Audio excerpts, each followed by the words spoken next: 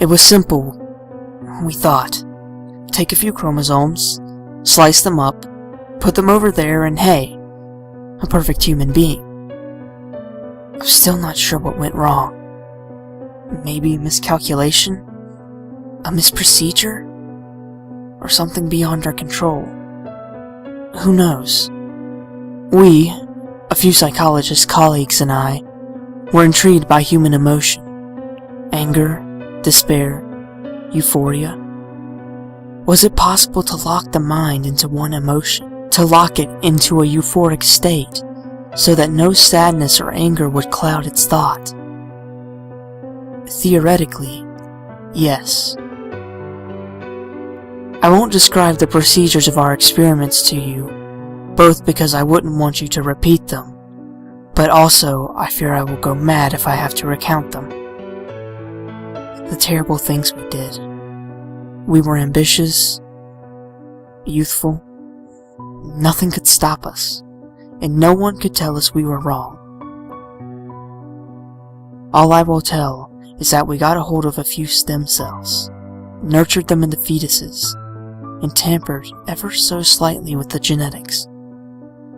The experiment was called the Angel Man Project, and the goal was to create a being which felt only happiness. But something went wrong. Terribly wrong. Half of the test subjects died unexpectedly, without warning and without cause. The remaining half were mostly born hideously distorted. 3 were born well. Perfect, we thought. A human mental capability beyond any other due to its locked euphoric state. They were perfectly normal up to 18 months. That's when the first symptoms appeared. Lack of balance, trouble sleeping and eating, and low responsiveness. We all panicked on the inside, of course, but on the outside, we remained calm and continued the project. We should have ended there.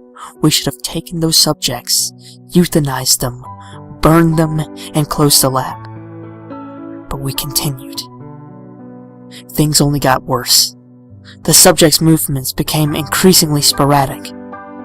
They still could not utter words, although they could laugh, and they did so often. Much too often. Not happy laughter, but quiet, almost nervous laughing, nearly constant. No matter how much pain was inflicted on the subject, it merely stared at you and laughed, as if it were mocking you, calling your attempts to harm it futile. We expected the subjects to have extra learning capabilities. Quite the opposite occurred. Their mental development was severely delayed. They couldn't pay attention to something for more than a few minutes before lapsing into a laughing fit. But we continued, hoping that these symptoms would clear up as the children got older. We gave a name to the symptoms. Happy Puppet Syndrome. Because the mindless movements of the children made it seem like they were puppets on strings. 5 years into the project, we realized there was no hope. We could no longer stand the incessant laughing of those children. As if they knew something we didn't. As if some kind of joke passed between them. To look at a child, to see it twitch sporadically and laugh excessively, is a haunting thing. 2 of my colleagues had already quit because they couldn't stand it. I never heard from them afterwards. They're most likely dead. The children had not talked for 5 years, only laughed. We went in to give them breakfast. They stared at us with their huge eyes, twitching, giggling, and saying nothing.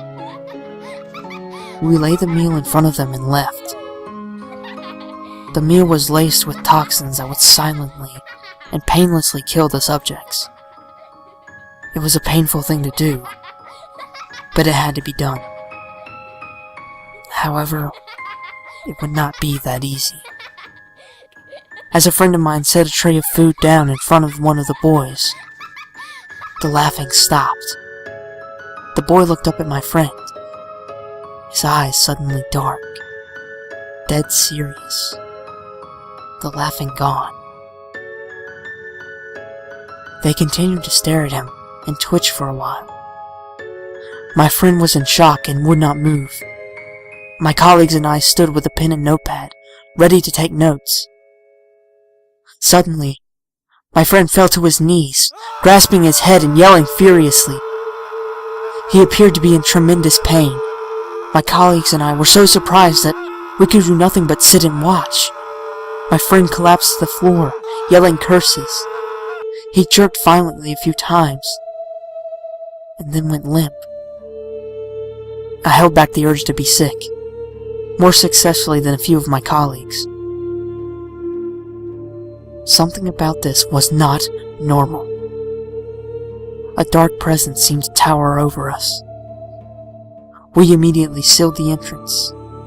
The boy stopped, looked at the door, and laughed. He fell to the floor, twitching and rolling about, laughing insanely. The two others did the same. After a few minutes, the fit ceased, and they stood up, still twitching, still giggling. The lights went out. I heard crashes, glass shattering, and screams. The most terrifying thing of all were the haunting whispers, coupled with quiet laughing. When the lights went back on, the subjects were gone. Two of my colleagues lay unconscious beside me, their bodies twisted at odd angles, blood trickling from their drooping mouths. At first, they appeared to be dead. They showed no vital signs, but as I leaned in, I could hear them laughing, ever so slightly. I went over to examine my friend. No pulse, no breathing, but he continued to laugh quietly. Although the subjects had gone, I still felt as if someone were watching me. Something that was just at the edge of my vision, but that I would never be able to see. Me and one remaining colleague closed everything down immediately. Before leaving, we destroyed our research and locked and barricaded the lab. I lost communication with my colleagues. I presume they are dead. I still feel like I am watched. I still hear the laughing and the whispering in my dreams. And sometimes when I'm awake, when I do, I run. I get up and I leave wherever I am. I'm not able to stay in the same place for more than a few days because of this. It spread. Other children were seen with similar symptoms. I have no idea how it spread. It shouldn't have been something that spreads.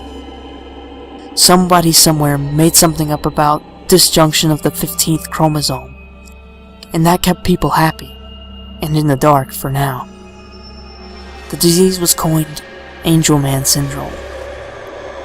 So far the spawn are not dangerous, but I know the original still lurks somewhere. I know they're coming for me, and I know they will find me. I accept this. It's what I get for attempting to tamper with nature. I leave this letter here as a warning. They're coming for you too. They are coming for all of us. If you ever hear whispering, laughing at the edge of your hearing, run. If you ever feel as if something stands right at the edge of your sight, but you cannot look at it, run. Also, I warn you this. 1. Do not tamper with what isn't yours. 2. Even angels can be demons in disguise. And 3. Do not come for me. I am as good as dead.